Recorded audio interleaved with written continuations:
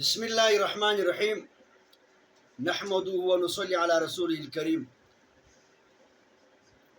محترم طالبانو، موږ دغه ختم چې کوم نن ویستی د په دې صوبه کې د امن امان لپاره او د شهداو د ایصال ثواب لپاره.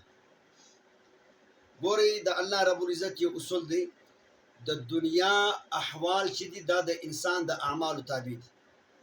که د انسانانو اعمال ټکو، د مسلمانانو اعمال درستو، ښه اعمال یې کول، نه به د اسمان فیصلې هم درستې وي، صحیح وي.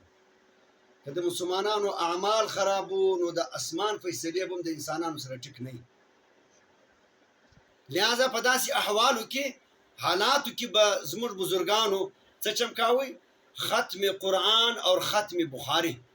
زما په یاد کېږي د 2001 کے بعد 3-4 په دا شپو کې چې کله حالات په ملک خراب سو، نو د درگاه حلیجي شریف سجاده نشین حضرت پیران پیر سایه عبدالصمد حلیجوی نور الله مرقده، دا د سند په تمامو اضلاعو کې د بخاری شریف د ختم اهتمام وکړي.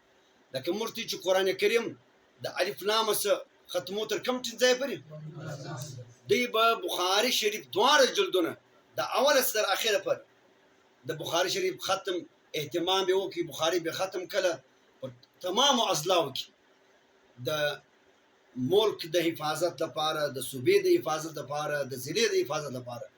نو لہذا زما د بلوچستان چې څومره مدارس دي، هغو ته دا خواست دی چې کم سے کم موږ خدای کردار کې ادا کو چې په خپلو مدارسو کې د قرآن کریم د ختم اهتمام وکړو، د دې صوبې د حفاظت لپاره، د امن د امان د بحالۍ لپاره.